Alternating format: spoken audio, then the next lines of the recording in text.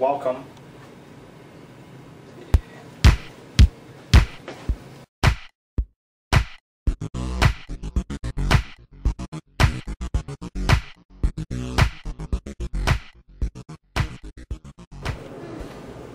Welcome to the very first episode of the Kohatsu Cave of Games. I'm here to talk about games. I have a collection. My friends have been begging me for some time to start a video blog and a regular blog about all of the gaming that I've been doing. For a lot of years now, I've been playing World of Warcraft exclusively, and I just finally got burned out of it, but I wanted to keep the social aspect of it alive. So I turned to board games, and it turns out to be a much better fit for what I was looking for in a game after all. So I have regular board game nights. Everybody gets together, we play games. So I finally got everything together, and I'm starting a video blog. And I asked my friends, of all the games that I have, what is the game that I should start out with? And there's only one game that we actually play every time we get together, and it's the game that they naturally suggested. And out of all the games that I have, all the big boxes and all the cool games, they all told me Tichu. Tichu is a game that comes out every time I have a game night, especially with my wife. It is one of her favorite games. Tichu is a card game that is a climbing or trick-taking game, like spades or hearts or all fours. It's where there are two teams of two that are partners. They sit across from each other, and they're each dealt a complete deck of cards. Tichu has 56 cards, a regular 52 card deck plus 4 special cards. So there's 14 cards per person, and the objective is to get rid of your hand first. The last person to do so closes out the round. They actually have to give their cards away as a penalty for being last. Then all the points are counted up for people that took tricks. Those points are tallied across teams, and the first team to a certain number of points wins the game. It is a light card game, but very difficult to master strategy-wise. So that's the reason why it comes out to the table every time. Like I said, it's 4 players. It usually takes 30 minutes to an hour, depending on luck. Setup is real easy. Just start dealing cards. Cleanup is a breeze. And I'll get right into the rules description of the game. I'll give some basic strategies as I'm explaining, and then I'll wrap it up. So on to the rules.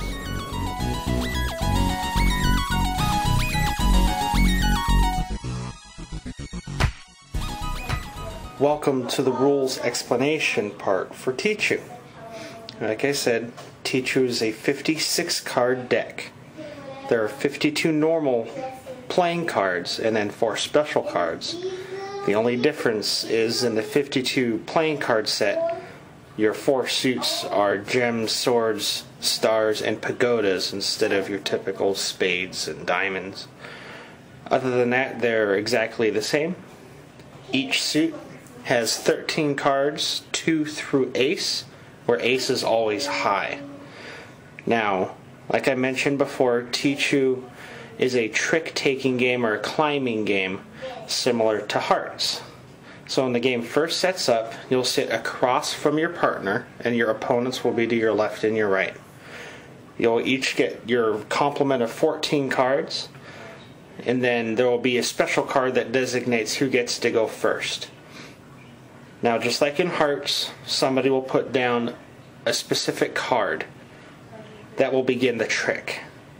After the trick has been started, it'll go around the table where everybody has an opportunity to add to that trick if their particular card or set of cards is better than what is already on the table.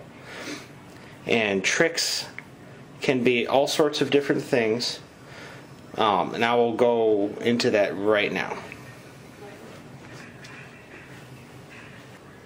Okay, so here are all of the possible tricks that you can start in a round of Tichu. So if you have control, you can put down any of these sets of combinations of cards.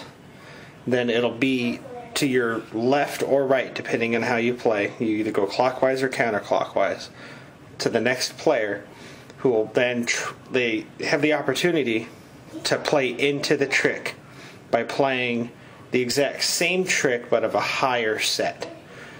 They can also pass, and the round will finally end if somebody's put down a trick and all 3 other people pass. Then you've successfully taken the trick. You gather up all the cards, put them up face up in front of you until the end of the round. The whole point, like I said, is to go out first, and while you're doing that, you can collect tricks, and certain cards are worth points. 5s are worth 5, 10s are worth 10, and kings are also worth 10. All the other cards are just filler, but you still need to get rid of them all. But those 3 cards are the only ones that actually score points at the end of every round, for a grand total of 100 points total. Going specifically through each trick that you can play, the first trick that you can play is a single card. You just take any single card, put it down, and then the play will start passing around where anybody could put any card above the 2 that will beat it. And it could be of any suit. You do not need to follow suits in this game. The next trick that you can put down is a pair. So if I put down a pair of 5s, you could put down a pair of 6s, and that will beat it. And play will continue that way. Next is consecutive pairs. A pair of 3s and a pair of 4s together. You put that down, and when play passes to your left or right, depending on how you play, I always play clockwise, so I'll just say pass to the left. They'll have an opportunity to play another consecutive pair on top of yours, as long as the first pair is higher than 3. So a pair of 4s and a pair of 5s will beat this particular trick. You can also increase the number of consecutive pairs. If you put down 3 consecutive pairs, then everyone has to follow suit and put down 3 of their own consecutive pairs that start with at least 4, since 3s are the ones on the table. Next up is 3 of a kind, followed by a full house. In a full house, you're looking to beat the 3 of a kind. The pair doesn't really matter as far as determining what to beat in the trick. So a good strategy is, for if you're putting down a full house, the accompanying pair make really low, because usually low pairs are hard to get out of your hand. So a full house is a real good way to get rid of a low pair.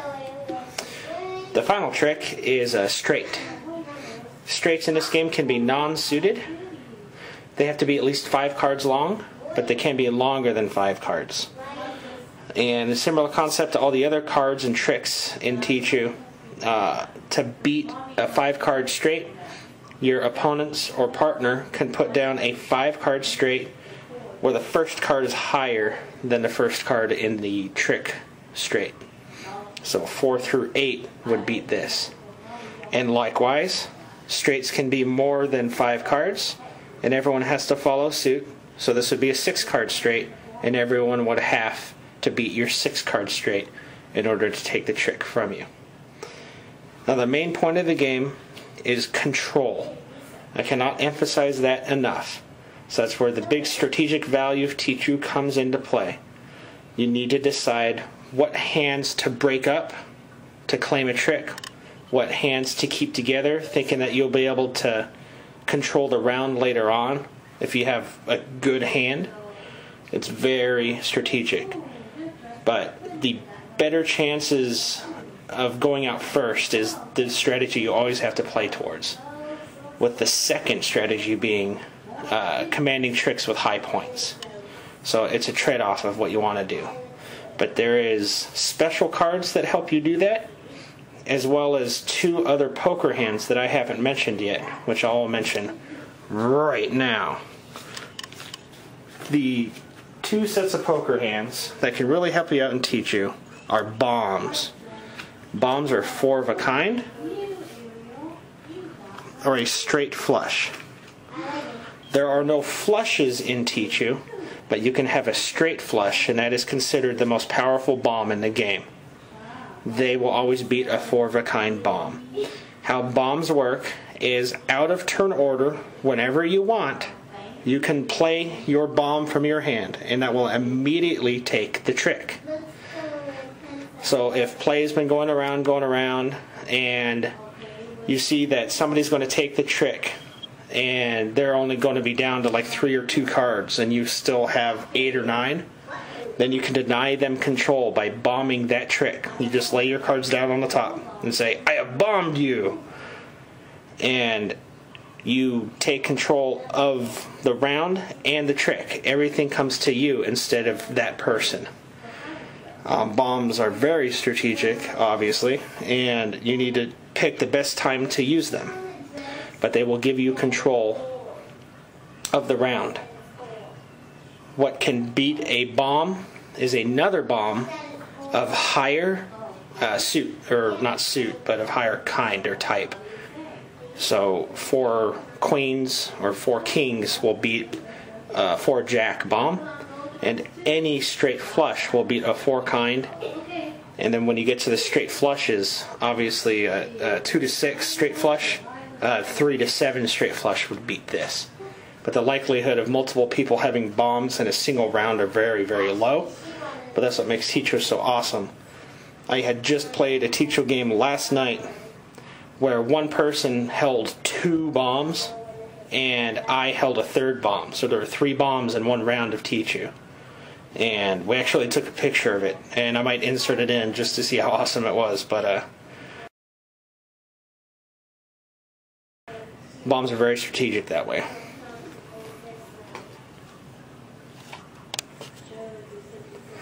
Okay, we're now about halfway through explaining all of the rules that you need to play Tichu properly. Next up, I will go over the 4 special cards that come in Tichu and will be shuffled out to the players for every hand. The first is called the Mahjong, which is the 1 card. The Mahjong, whoever has it at the beginning of each round, gets to go first. That is the benefit of the Mahjong. Another benefit is the Mahjong Wish. Whenever you end up playing the one to the table, you can wish for a specific type of card.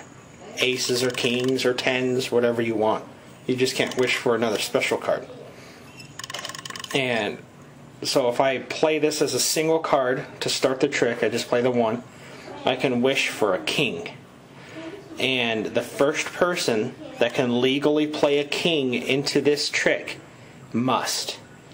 So if my opponent to the left has a king, they immediately have to take it out and put it in the stack, which might break up whatever card combination they have. So it is a very sneaky card. It might damage your opponents, but it very well might damage your partner if my opponent didn't have any kings and my partner does, and now my partner gives me really nasty glare for wishing the king. But that's the Mahjong.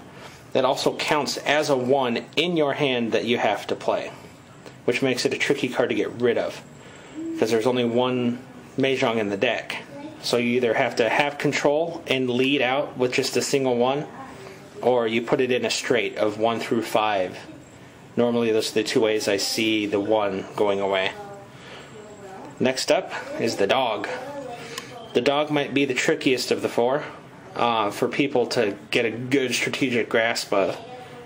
But if you have the dog, then when it is your turn to start a trick, meaning you have control of the round, instead of putting down any trick that I discussed earlier, you put down the dog instead.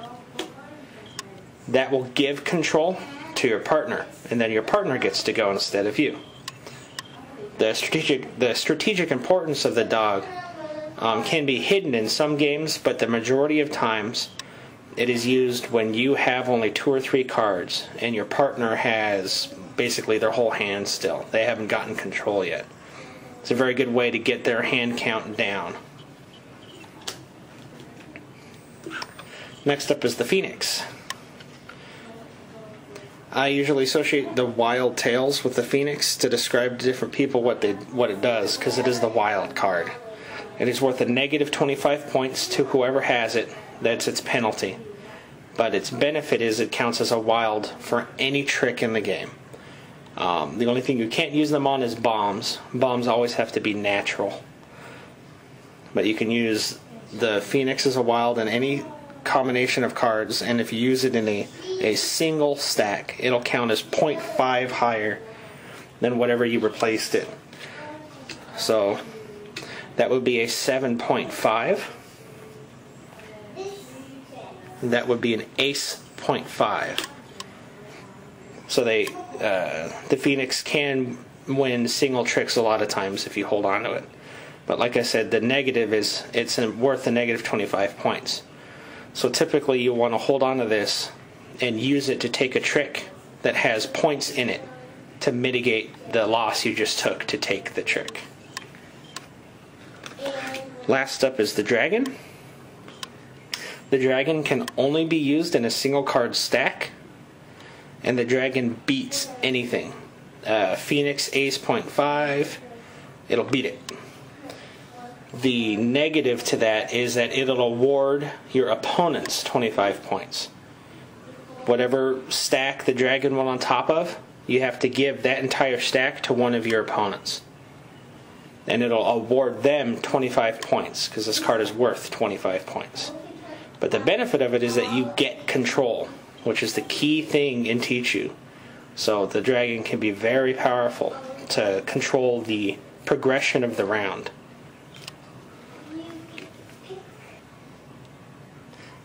Okay, now we're getting down to the last set of rules for Tichu, and that deals with the beginning of each round of Tichu. When the round first starts, you will deal 8 cards to everybody. You can deal those cards close to the players. Everybody will take the 8 cards that they got and put it into their hand, and wow, I did pretty good. You'll look at those 8 cards. Then you can wager a bet in Tichu. Looking at just these 8 cards, I can try to make the determination of going out first. I can wager it. And that is called calling Tichu. If you do it by just looking at your first initial 8 cards, I can say Grand Tichu, and everyone will look at me funny, because then I just declared that I think I will go out first, just by looking at my first 8 cards. If I succeed in doing so, I will win my team 200 points. Otherwise, I just cost my team 200 points if one of the other 3 players goes out first. So it is a very risky wager. I've definitely played over 200 or so games of Tichu already in the past couple years. And I personally have seen Grand Tichus like maybe 10 times total. Very, very rare, but very exciting when it happens. If you don't want to call Grand Tichu, then the other 6 cards that got dealt out in front of you after you picked up your initial 8, those will go into your hand. And that will complete your total 14 card hand. Then you can start shuffling your cards around, seeing what kind of pairs or full houses or straights you want to form up. But while you're doing that, everyone else will scoop up their 14 cards and start looking. Obviously, their first 8 first. Then if they do not want to call Grand Tichu, they'll pick up their remaining 6. Then everybody has to do a push, or a card swap, like in the beginning of every game of Hearts. You'll have to give 1 card to each player. So if your play passes to the left, then the opponent on your right will be the very lucky recipient of probably a very low card, because it'll help you out if they have a lower card than you. So I would take a low card, give it to them face down. I see I've got a pair here, and a potential straight of 7, 8, 9, 10, Jack, Queen, King, Ace, which is very strong. So in this particular case, since I'm going to be using my 8 in the straight, I'll just take the other 8 that I've got and pass it off. Then say I do have a very strong straight, I'll be extra nice and I'll give the dragon to my partner. That's basically how you'll push your cards, and everybody's doing the same exact thing. Once I've got 3 cards for my opponents in front of me, then I can pick them up and take a look and say, look at this crap that everybody gave me. That's no good. So after everyone has pushed their cards, and you have your final 14 in your hand, you have an opportunity to call normal Tichu. This opportunity will be yours until you first add cards to a trick. So you can keep on passing, or if you have the Mahjong, when you first initially put out cards, you can call Tichu. It's the same wager as a Grand Tichu, which you're telling everybody that you have a good enough hand that you are going to go out first. And a normal Tichu is a 100-point wager instead of 200. But you have an opportunity to hold onto your cards and wait until you're kind of force yourself to add into a trick, and then at that point you can call Tichu.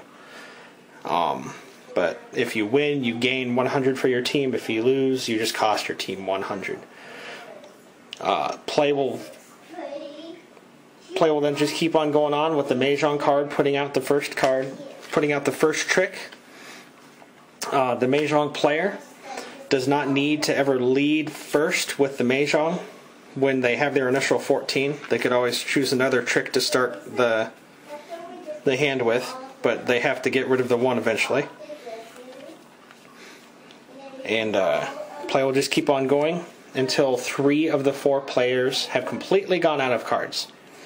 That 4th player, whatever cards that they've got face up in front of them that they've acquired during that round will go to whoever went out first. Then whatever cards are left in their hand will go to their opponents. That is a penalty for going out last.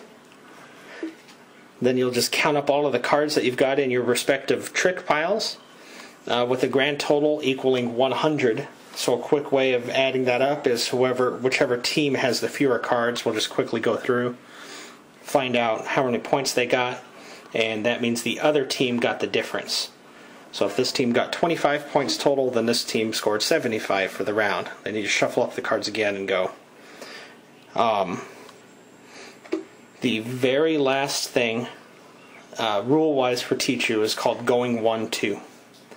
And that is if both you and your partner run out of cards before your opponents do. If that happens, then play completely stops. You don't count any points in any existing tricks. And the team that went out 1-2 scores 200 points. Then you shuffle up the cards and start a brand new round. Going 1-2 is awesome. It is great when it happens because you might be down by 250 points and all of a sudden you're only down by 50. Going 1-2 also adds to calling Tichu. So if I call Tichu and our team goes out 1-2, then we just scored 300 points for that round, which is very awesome. Typically, according to the game rules, you need to play to 1,000 points. Typically, we get enough strategy and length out of going to 500, personally. And you can do whatever you want. We just like to see multiple games of Tichu get to the table so we can switch up partners and all that stuff. Playing to 500 will usually net 30-minute to 1-hour game time. If you play to 1,000, you're probably looking at between an hour and an hour and a half to get the extra 500 points out of the way. So that's it for my super review of Tichu. It is a fantastic game. It is my wife's favorite game, and she will never turn it down. So in my grand world of games, the best gaming partner that I have is my wife. So this is a bartering chip that I have to use in order to get her to play a more nerdy game by playing Tichu first. And then once that's played and she kicks my butt, then we can get on to a more traditional Euro game that I would want to play, where she would most likely kick my butt in that game too. It's just this is the way it goes. So that will wrap up my first video of the game Tichu. If you want to leave any comments, I'll post this video to my blog, and I'll put the website for my blog there, the Kohatsu Cave of Games WordPress blog. And I'll also put on the screen my Board Game Geek web address and my username for Board Game Geek, which is a website that you should really check out if you're interested in any types of board games. I also have my entire collection of board games listed there. So if you want to see a particular review video next of any of the games in my collection, go ahead and shoot me a geek mail or a regular email, or leave a posting on WordPress or on YouTube, and I will do that one next. So it's first video concluded.